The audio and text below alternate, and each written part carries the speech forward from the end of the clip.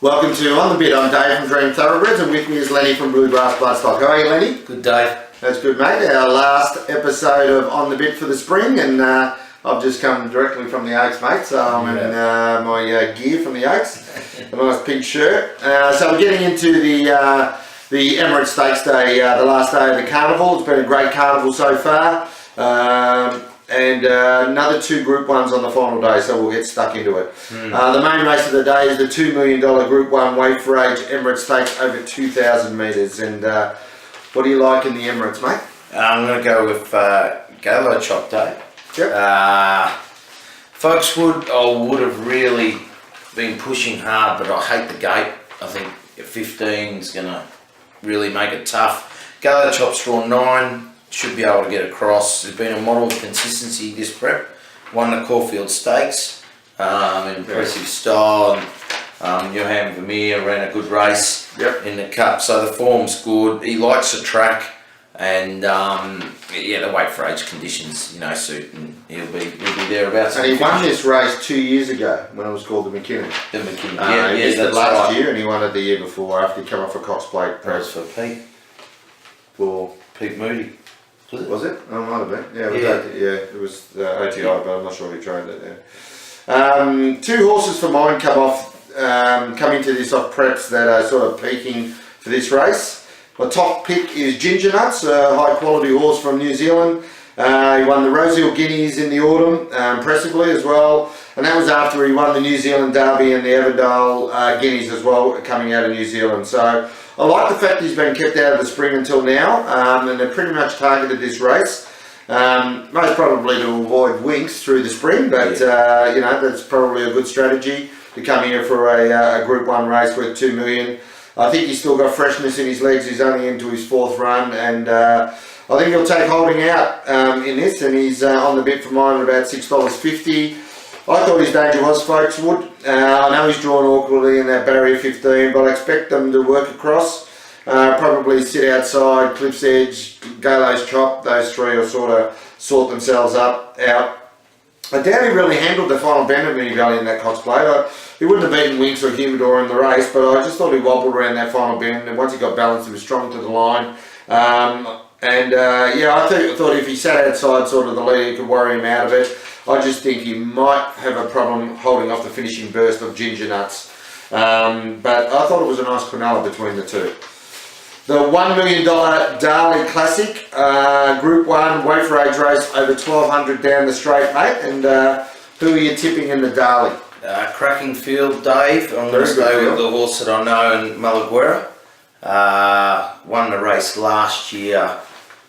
Probably told me he was up to that level. He did beat a good field last year, but that field in the Manikato was probably the best he's faced. And with even luck, he wins the race, and Ollie was pretty bullish about him coming to this race, and whether he runs or not, I'm not sure. But I just thought he mapped to get a nice run behind Redzel, who's drawn 10, I think. Yeah, so he should get on its back. He's 18, so he's good each way odds. Whether he can pick up Redzel in the finish, it remains to be seen. But I'm happy to sit with him at the price. But awesome field. So really looking forward to the race. Very strong field, and he's drawn the right side. I think the outside rail will be where they want to be on Saturday. The horse has drawn the outside. I'm sort of leaning towards. I just thought Chautauqua was a huge chance in this race. Of course, he's going to drop out from the start. He'll have the whole straight to wind up and pick his way through the field and sort of launch at him at the 100 metres. He didn't run in the Darley last year, and he's been beaten in 4 Group 1 races down the straight, twice in the Newmarket and twice in the Darley previously, Chautauqua.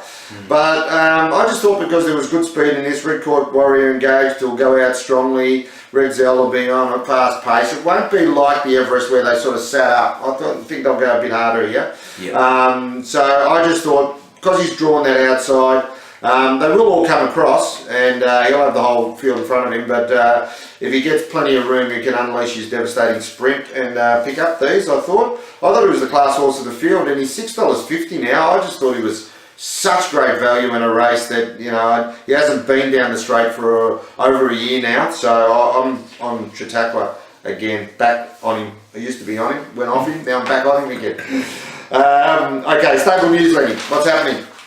Stable news, not much this week. 2 runners out of Flemington. Bring you back down to earth. It's a tough carnival. Yeah, it's a tough carnival. Willoughby's, he had a few issues, so I just hope he comes through the run good. And looking forward to the weekend. Malaguera obviously in the Group 1, and looking forward to watching Mr. So-and-so step out and hopefully he can live up to his big brother's rep and form and all that. So yeah. That's right. So we've got Mr. So-and-so running in race 9 at Flemington on Saturday. Change of plans. We weren't going to run him in this race, but he's done really well at track work. The field, or the noms fellow, weren't very strong. There was only sort of 15 noms. The field's only 12. He's drawn outside, but I think by the last race of the day, you probably want to be coming down the middle part of the track. So that's what he'll do. He'll sit back and sort of come down the middle. Don't think he can win it, but it's more of an education sort of run for him for the future, because we think he's a really nice autumn 3-year-old. But, if they're favouring down the middle of the track, he'll be running on and he'll be, sort of coming home well. So we expect a nice run out of him. Exciting to have a runner. Yeah, it is, yeah. It was surprisingly, because we weren't supposed to have one. But, everybody's up and about. We'll have a big group of owners there on Saturday. And Wall of Fire, my sort of personal share in that. He ran 16th, disappointing, but he did actually have a little tear in the suspensory after the run that was picked up, so that's obviously hurt him in the run. Although I think on the day they were sort of favouring horses on the fence in that cup, so they didn't really make ground through the down the middle part of the straight. So, but he'll recover from that. Missed the autumn, I think, and back for the spring next year. Okay, best on breeding, Lee. Who's your best on breeding? You're going to the 2-year-olds, mate. 2-year-olds, Dave. Bionics, but there's a Fastnet Rock out of Hinchinbrook. Fastnet Rock son in Hinchinbrook. Out of a 1,000 metre winning Exceed and Excel mare. Was 180k from the Melbourne Premier Sale, and it's the family of the former Group 1 place sprinter in Chong Tong. I want to change that though, because I watched the Trial of Kings that James Harron purchased from, I'm not sure which sale, it's a Written Tycoon. It's out of a Jim Crack winner, and its trial was amazing. I think they paid nearly $1 million for it too, I think. Yeah, out of a Jim Crack winner, Written Tycoon. But it's in the right hands, and they generally get it right. Yeah, the Snowdens when they target something. So James Harron too. James Harron's he's bought a heap of them. So all right. So value bets for the weekend. I'm on Flemington Race 5, number 5, Payroll. She was an emergency in the Mire on last Saturday. And I knew the stable were very keen to get a run in that mile. They had a really big opinion of her at the mile. She didn't get the run, but she's in tremendous shape. The only doubt is she's going 2,000 metres this Saturday.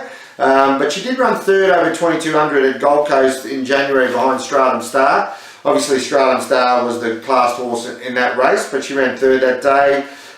So I think she's a real good chance in a pretty even matrack, although the favourite has been in good form for Leica. I think Payroll at the $10 each way is great value, so she's the on the bit value bet.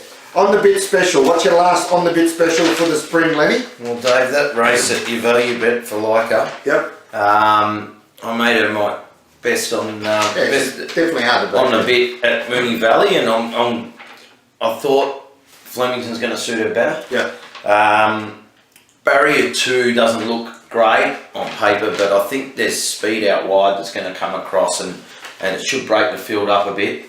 And like her form's in restricted grade, but she did beat Smart As You Think really well at Cranbourne, and Smart As You Think's got Group 2 form, pretty strong form. So that form holds up. I think this mare is a pretty good mare. That foal tap breed get better as they get older, and the 2,000 at Flemington is what she's crying out for, that big track. So she's an on the bit special for mine.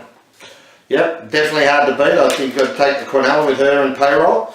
On the bit, I'm with race 4, number 7 at Flemington, Lighten My Veins.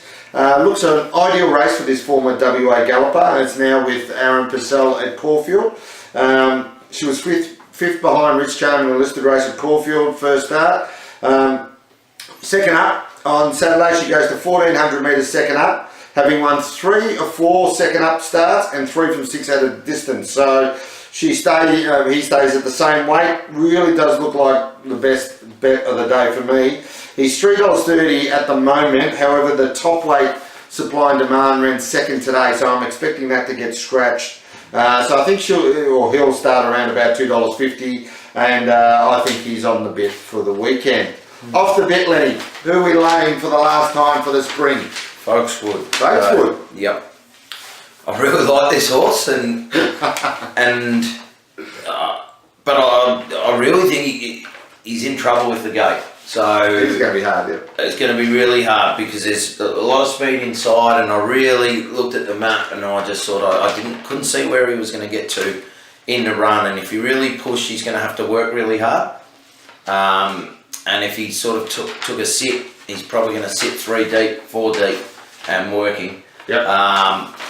So if they can get him in a good position, well, the horse can definitely win. But I'm going with that barrier, and as a favourite in the race, I think he's a risk. So I'm gonna make him off the bit.